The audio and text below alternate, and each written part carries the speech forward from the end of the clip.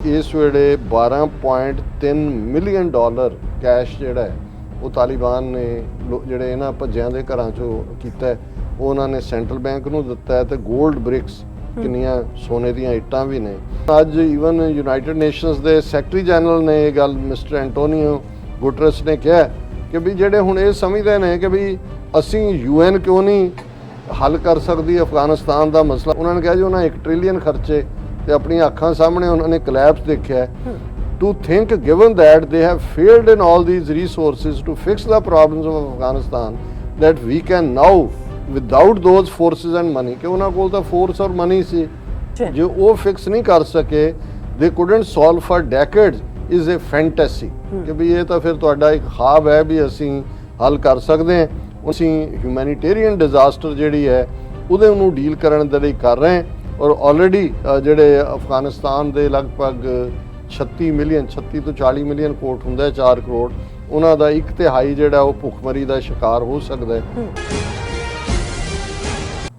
ਦਰਸ਼ਕੋ break ਤੋਂ ਬਾਅਦ ਤੁਹਾਡਾ ਸਭ ਦਾ ਭਰਪੂਰ ਸਵਾਗਤ ਹੈ। ਸੋ ਵਿਊਅਰਸ ਹੁਣ ਆਪਾਂ ਗੱਲਬਾਤ ਕਰਨ ਜਾ ਰਹੇ ਹਾਂ ਅਫਗਾਨਿਸਤਾਨ ਦੇ ਹਵਾਲੇ ਨਾਲ ਕਿ ਤਾਲਿਬਾਨ ਨਾਲ ਪਿਛਲੇ ਲਗਭਗ 3 ਸਾਲਾਂ ਤੋਂ ਗੱਲਬਾਤ ਕਰ ਰਹੇ ਅਮਰੀਕੀ ਵਿਚੋਲੇ ਜ਼ਲਮੇ ਖਲੀਲਜ਼ਾਦ ਨੇ 15 ਅਗਸਤ ਦੀਆਂ ਕਾਬਲ ਘਟਨਾਵਾਂ ਤੋਂ ਬਾਅਦ ਪਹਿਲੀ ਵਾਰ ਆਪਣਾ ਮੂੰਹ ਖੋਲ੍ਹਿਆ। ਉਸ ਦਾ ਕਹਿਣਾ ਹੈ ਕਿ ਅਸ਼ਰਫ ਗਨੀ ਦੇ ਅਚਾਨਕ ਕਾਬਲ ਚੋਂ ਭੱਜ ਜਾਣ ਕਰਕੇ ਸਾਡੀ ਸਾਰੀ ਪਲੈਨਿੰਗ ਤੇ ਪਾਣੀ ਫੇਰ ਗਿਆ ਅਤੇ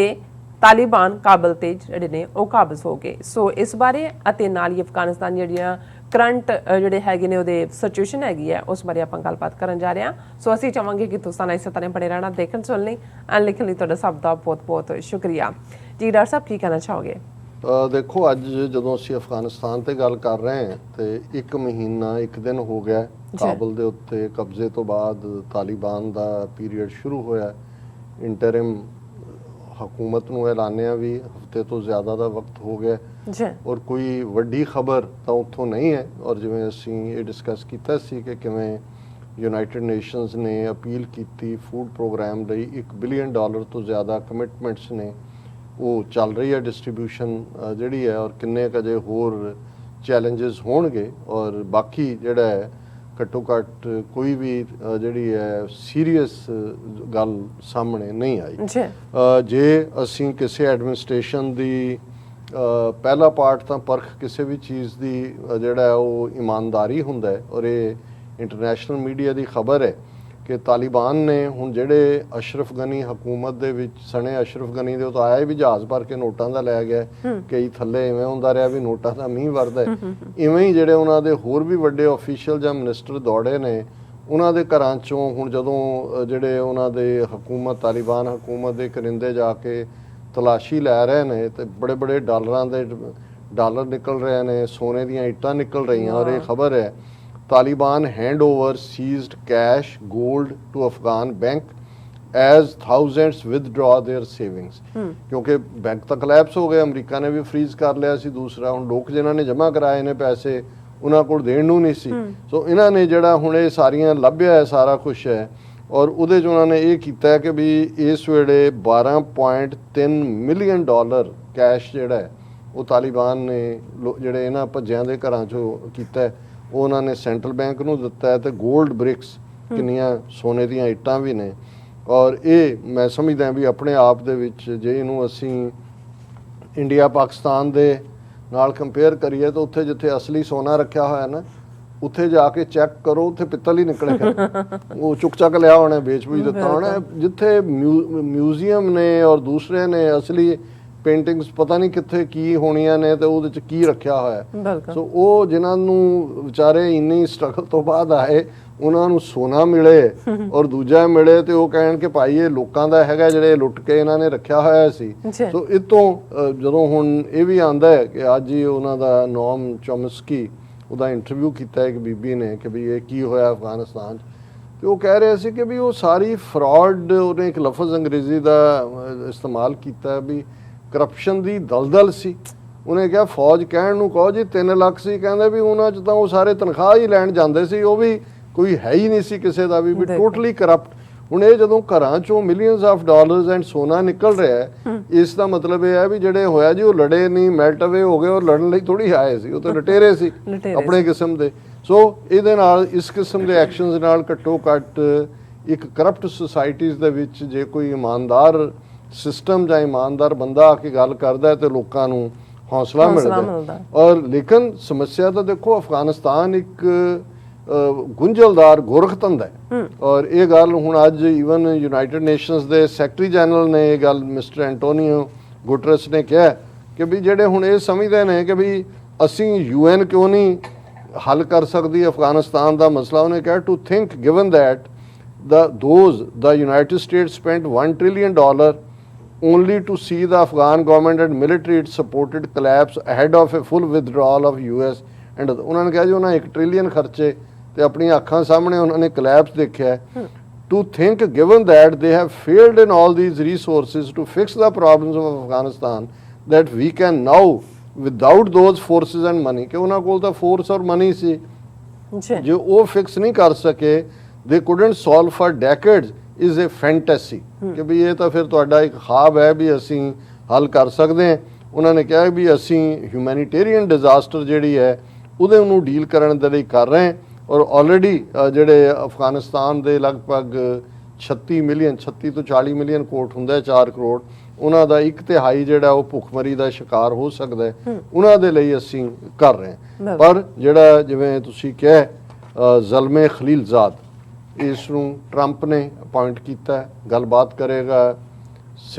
ਸਿਰੇ ਲਾਏਗਾ ਗੱਲਬਾਤ ਵੀ ਉਹਨੇ ਕੀਤੀ ਕੋਈ ਸ਼ੱਕ ਨਹੀਂ ਹੈ। ਤਾਲਿਬਾਨ ਨੇ ਜਿੰਨੇ ਟਫ ਨੈਗੋਸ਼ੀਏਟਰ ਨੇ ਇਹ ਜ਼ਲਮੇ ਖਲੀਲਜ਼ਾਦ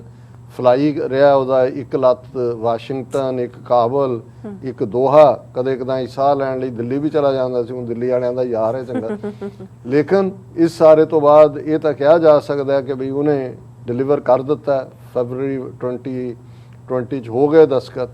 ਹੁਣ ਉਹ ਜਦੋਂ 15 ਅਗਸਤ ਵਾਲਾ ਕੰਮ ਹੋਇਆ ਤੇ ਸਾਰਾ ਹੋਇਆ ਜੀ ਇਹ ਆ ਗਏ ਕਾਬਲ 'ਚ ਫੌਜ ਕਿੱਥੇ ਗਈ 3 ਲੱਖ ਸਾਰੇ ਦੌੜ ਗਏ ਇਹੀ ਨਹੀਂ ਦੌੜੇ ਨਾਲ ਜ਼ਲਮੇ ਖਲੀਲਜ਼ਾਦ ਵੀ ਦੌੜ ਗਿਆ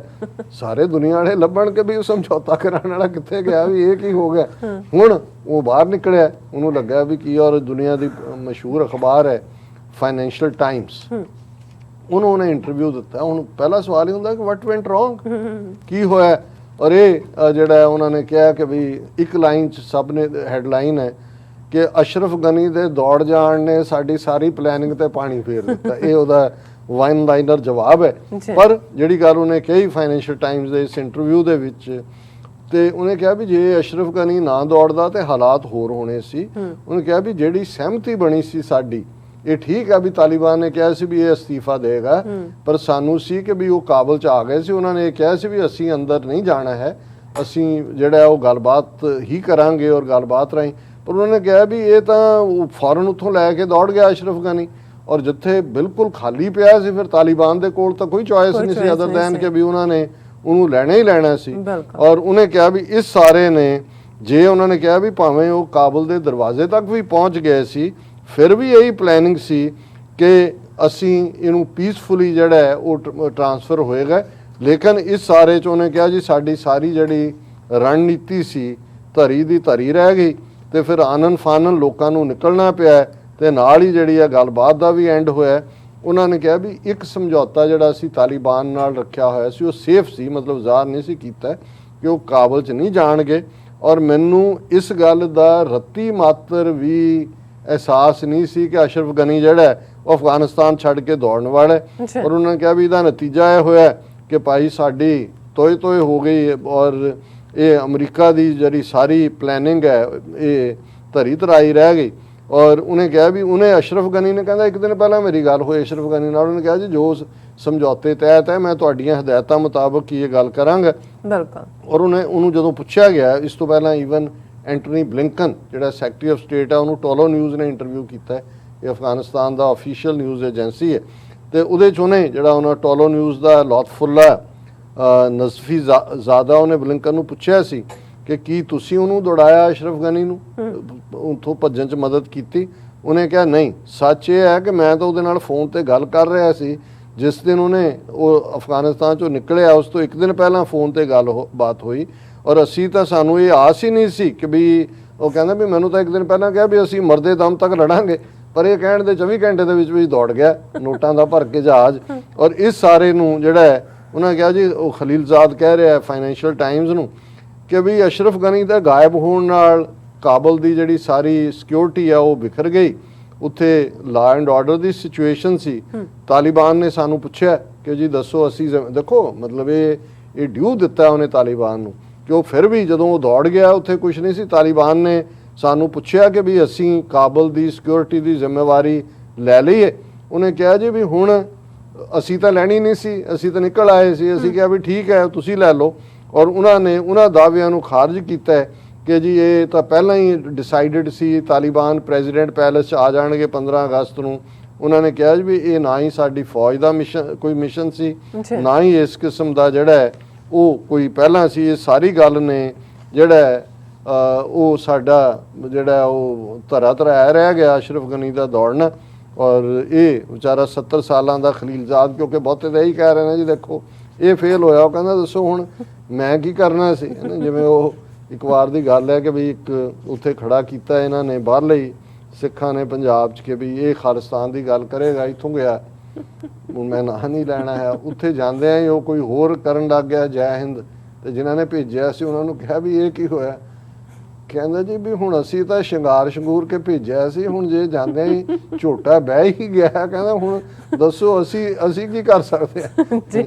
ਸੋ ਇਹ ਹੁਣ ਜ਼ਲਮੇ ਖਲੀਲਜ਼ਾਦ ਕਹਿੰਦਾ ਵੀ ਅਸੀਂ ਤਾਂ ਝੋਟੇ ਨੂੰ ਪੂਰਾ ਸ਼ਿੰਗਾਰਿਆ ਸੀ, ਉਸ ਦੇ ਸਿੰਘਾਂ ਨੂੰ ਤੇਲ ਤੋਂ ਲਾਇਆ ਸੀ, ਉਹਨੂੰ ਅਸੀਂ ਬਦਾਮ ਵੀ ਚਾਰਦੇ ਰਹੇ ਹਾਂ, ਔਰ ਉਹਨੂੰ ਛੱਡਿਆ ਤੇ ਉਹ ਪੁੱਠਾ ਮੁੜ ਕੇ ਜਿਹੜਾ ਘਰ ਨੂੰ ਮੁੜ ਆਇਆ। ਕਹਿੰਦਾ ਹੁਣ ਅਸੀਂ ਕੀ ਕਰੀਏ। ਜੀ ਡਾਕਟਰ ਸਾਹਿਬ ਤੁਹਾਡਾ ਬਹੁਤ ਬਹੁਤ ਧੰਨਵਾਦ। ਸੋ ਇੱਥੇ ਲੈਣੇ ਬ੍ਰੇਕ। ਵਿਊਅਰਸ ਤੁਸੀਂ ਕਿਤੇ ਨਹੀਂ ਜਾਣਾ, ਮਿਲਦੇ ਹਾਂ ਆਫਟਰ ਦਿਸ ਸ਼ਾਰਟ ਬ੍ਰੇਕ।